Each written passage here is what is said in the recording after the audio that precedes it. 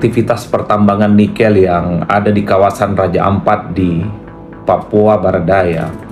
Ini tentu menjadi salah satu berita yang paling viral belakangan ini karena aktivitas pertambangan di sekitar Raja Ampat itu bukan hanya menimbulkan polemik, tapi dikhawatirkan akan mengganggu dan bahkan merusak ekosistem yang ada di sekitar Raja Ampat. Secara prinsip, Greenpeace Indonesia itu kenapa misalnya memprotes aktivitas pertambangan di sekitar Raja Ampat itu, karena bagi mereka izin terkait dengan pertambangan yang ada di sekitar Raja Ampat itu melanggar Undang-Undang Nomor 1 2014.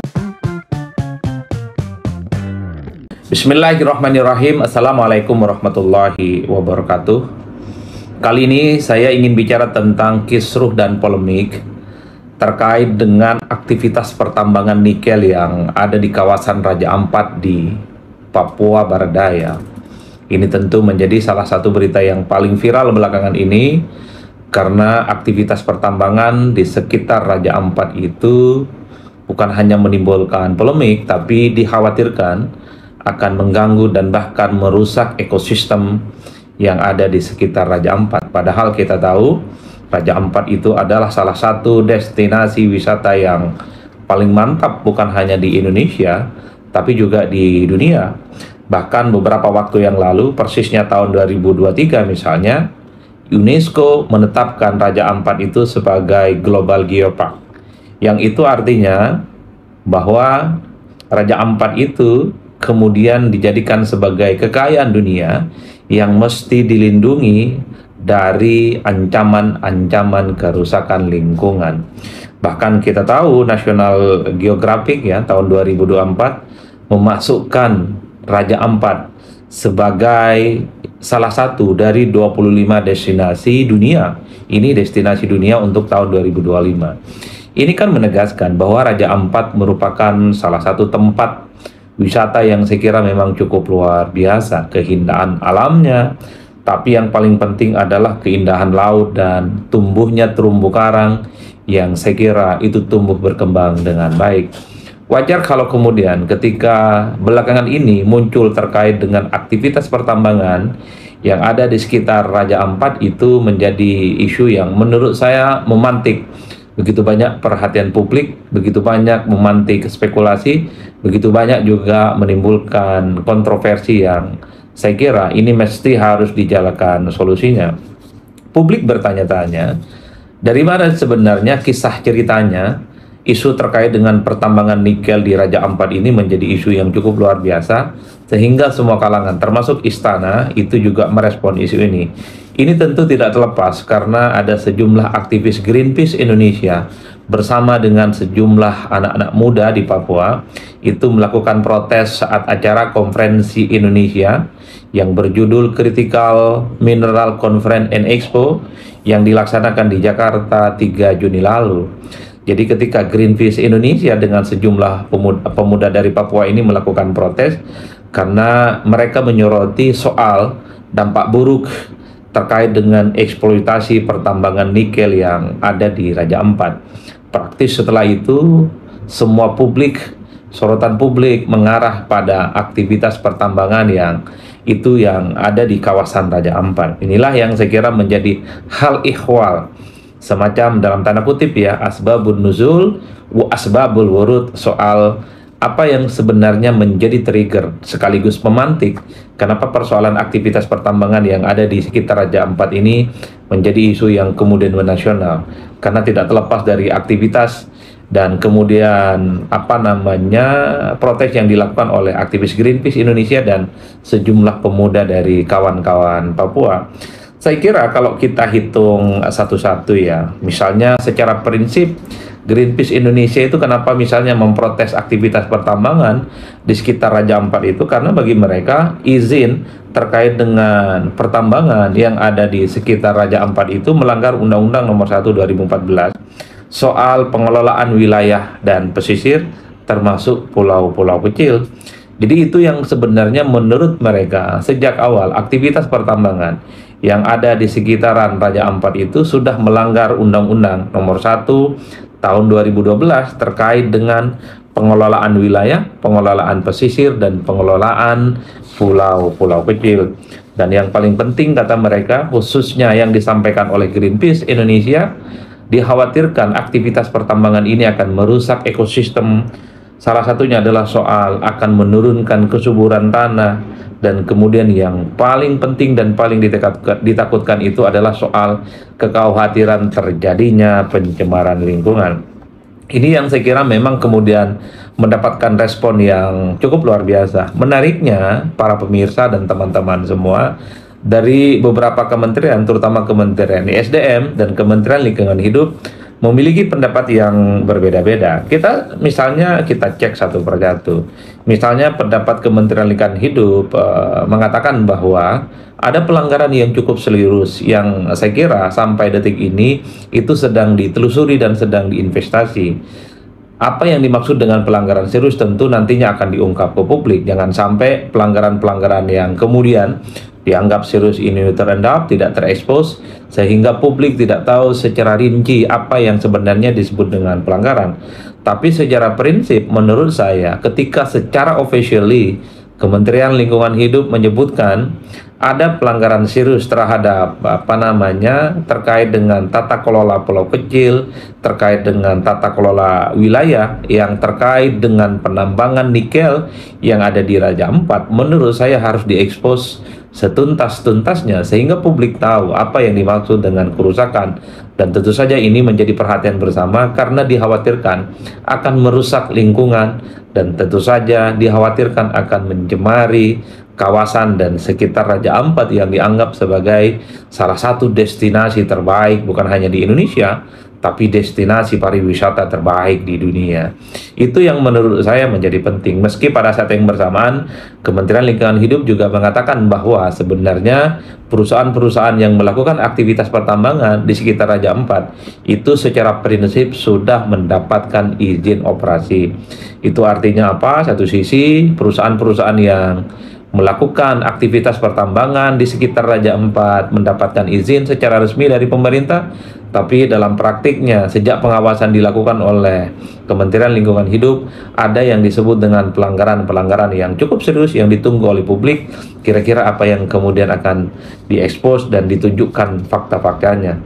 Cuman pada saat yang bersamaan Kementerian SDM, persisnya Dirjen Minerba, mereka itu mengatakan bahwa tidak menemukan masalah apapun soal pertambangan nikel yang ada di Raja Ampat. Jadi dalam konteks ini, pihak pemerintah sekalipun, terutama Kementerian Lingkungan Hidup, termasuk juga Kementerian ISDM, itu memiliki pendapat yang beda-beda. Satu sisi, kata Kementerian Lingkungan Hidup, ada pelanggaran yang kemudian sedang diawasi dan sedang diinvestigasi, dan pada saat yang bersamaan menurut Dirjen Minerba ISDM tidak ditemukan apapun terkait dengan pelanggaran-pelanggaran apapun. Saya kira ini adalah menurut saya sesuatu yang mesti kita tunggu bagaimana progres reportnya di masa-masa yang akan datang. Bahkan pihak istana kalau tidak salah juga sudah memberikan statement secara clear bahwa persoalan aktivitas dan pertambangan yang ada di Raja Ampat ini akan segera dicarikan solusinya, akan berkunjung ke Raja Ampat dan di sekitarnya, sehingga proses yang terkait dengan dugaan-dugaan pelanggaran terkait dengan pengelolaan wilayah, pengelolaan kawasan, termasuk juga pengelolaan kawasan-kawasan kecil di sekitar Raja Ampat itu bisa tuntas setuntas-tuntasnya. Tapi kalau kita mendengarkan pernyataan Menteri SDM Pak Bahlil, katanya aktivitas pertambangan ini jaraknya itu sangat jauh dengan destinasi wisata Raja Ampat. Tidak seperti yang dibayangkan oleh publik bahwa jarak terkait dengan pertambangan itu dekat misalnya dengan destinasi wisata itu. Oleh karena itu, kalau saya secara prinsip mari kita tunggu hasil investigasi, hasil pengawasan yang dilakukan oleh pemerintah soal polemik ini bisa dituntaskan setuntas-tuntasnya. Kita juga tidak boleh buru-buru menghakimi, kita tidak boleh langsung menuding kira-kira siapa yang sebenarnya pihak yang dianggap bermasalah. Karena belakangan ini begitu banyak berita-berita dan informasi-informasi yang sebenarnya bisa mengarah kepada disinformasi atau bisa berujung pada berita-berita yang sifatnya hoax. Misalnya Raja Ampat itu sudah tercemar, lautnya tidak lagi biru tapi misalnya coklat, itu kan hoax. Sampai detik ini belum ada Misalnya kenyataan-kenyataan yang bisa dibuktikan bahwa Raja Ampat itu sudah terjemari. Pada akhirnya yang ingin saya katakan adalah soal kekisruhan terkait dengan aktivitas pertambangan nikel di sekitar Raja Ampat. Ini memang harus kita fokuskan bersama, kita perhatikan secara seksama, dan tentu saja perhatian kita salah satunya harus diberikan tentu untuk mencarikan solusi apa yang terjadi. Pada akhirnya ingin saya katakan adalah pertama, kita sekali lagi jangan buru-buru untuk menghakimi dan berkesimpulan plus dan minus di antara kontroversi yang terkait dengan aktivitas pertambangan yang ada di sekitar Raja Ampat ini. Tunggu bagaimana investigasi dari Kementerian Lingkungan Hidup, tunggu bagaimana pemerintah turun tangan untuk mengungkap dengan fakta-fakta yang ada apakah betul aktivitas pertambangan ini telah terjadi semacam pelanggaran yang cukup serius.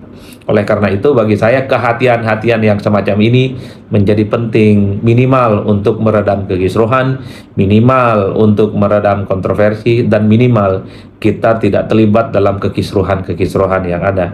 Mari kita percayakan kepada semua kementerian, dalam hal ini Kementerian SDM dan Lingkungan Hidup yang pastinya akan saling berkoordinasi, akan melihat secara substansi dalam konteks apa soal pertambangan nikel di sekitar atau di wilayah kawasan Raja Ampat itu apakah betul sesuai dengan hukum ataukah tidak sesuai dengan hukum seperti yang diprotes oleh kawan-kawan Greenpeace Indonesia dan sejumlah pemuda dari kawan-kawan Papua. Nah, yang kedua, memang dari dulu setiap aktivitas pertambangan apapun, bukan hanya di Raja Ampat tapi di banyak tempat ya yang ada aktivitas pertambangan, memang salah satu yang secara prinsip adalah soal regulasi. Yang kedua adalah secara prinsip adalah bagaimana apakah aktivitas pertambangan itu bisa mencemari dan misalnya merusak lingkungan. Itu yang sebenarnya menjadi kekhawatiran. Bagi saya secara prinsip aktivitas pertambangan apapun sepanjang dia sesuai dengan hukum, sepanjang sesuai dengan kaidah-kaidah konstitusi, saya kira memang harus disupport. Tapi secara prinsip dalam praktiknya harus dikawal, jangan sampai misalnya merusak ekosistem lingkungan yang ada di sekitar, dan yang paling penting itu dikhawatirkan akan merusak kehidupan masyarakat lokal yang ada di situ. Karena secara prinsip biasanya aktivitas pertambangan yang dikhawatirkan itu adalah soal kesuburan tanah yang akan berkurang, dan yang paling penting adalah kalau kesuburan tanah berkurang maka yang dirugikan adalah masyarakat sekitar pertambangan. Dalam konteks misalnya destinasi wisata Raja Ampat yang salah satu menjadi idola dan istimewa itu karena ada terumbu karang yang tumbuh dengan baik yang ada di sana. Bahkan kalau tidak salah ada sekitar 75% kira-kira begitu terumbu karang itu tumbuh baik, dan kemudian itu menjadi perhatian begitu banyak masyarakat dan bahkan menjadi perhatian begitu banyak publik dunia. Oleh karena itu bagi saya pertambangan itu memang penting, tapi secara prinsip jangan melanggar aturan, jangan merusak lingkungan, dan masyarakat adat harus dimuliakan. Dan yang paling terakhir, yang ketiga adalah memang problemnya di Indonesia itu soal izin-izin pertambangan ini memang sering diberikan tentu saja untuk memberikan kesejahteraan kepada negara, kepada masyarakat di sekitarnya, tapi yang paling penting dalam praktiknya yang perlu diantisipasi jangan sampai merusak lingkungan, jangan sampai terjadi deforestasi, jangan sampai terjadi misalnya kerusakan-kerusakan yang lain yang justru merusak masyarakat di sekitar. Aktivitas pertambangan harus memuliakan masyarakat lokal. Aktivitas pertambangan harus memuliakan warga di sekitar. Ekonominya sejahtera, ekonominya maju, dan yang paling penting mereka tidak dirugikan apapun. Oleh karena itu, pertambangan itu memang harus untuk masyarakat semakin sejahtera dan mereka kehidupannya semakin layak, terutama layak secara ekonomi. Oleh karena itu, untuk mengakhiri sebagai sebuah polemik terkait dengan aktivitas pertambangan nikel yang ada di kawasan Raja Ampat, mari kita tunggu apa pengawasan dan hasil investigasi yang dilakukan oleh Kementerian Lingkungan Hidup yang katanya ada indikasi pelanggaran yang cukup serius. Per hari ini, sebagai salah satu bentuk keseriusan dari pemerintah, khususnya Kementerian SDM telah menghentikan sementara aktivitas pertambangan Tentu ini dijadikan sebagai kesempatan untuk melihat apakah betul ada dugaan-dugaan pelanggaran ataukah ada hal-hal lain yang di kemudian hari bisa dikonstruksikan secara kolektif, terutama untuk kepentingan bangsa dan untuk kepentingan masyarakat, khususnya masyarakat yang ada di sekitar. Minimal penghentian aktivitas pertambangan sementara ini harus dimaknai sebagai sebuah komitmen bagaimana untuk mengevaluasi sekaligus mencari titik temu terkait dengan polemik dan kekisruhan terkait dengan aktivitas pertambangan di kawasan Raja Ampat. Oleh karena itu, yang paling penting adalah jangan sampai aktivitas pertambangan apapun, khususnya di kawasan Raja Ampat ini, mencemari lingkungan, merusak ekosistem khususnya yang ada di sekitar Raja Ampat. Dan tentu saja karena Raja Ampat itu sudah dianggap sebagai salah satu destinasi pariwisata terbaik di dunia, saya kira siapapun punya kepentingan untuk menjaga kelestariannya. Mari kita doakan yang terbaik untuk bangsa dan negara, supaya apapun yang terjadi, lingkungan semakin mantap, Raja Ampat tetap mantap, pertambangan harus diarahkan untuk kepentingan bangsa dan masyarakat secara umum. Saya kira di situ. Salam politik Ceun-Ceun, pastinya mantap semantap-mantapnya. Wassalamualaikum warahmatullahi wabarakatuh.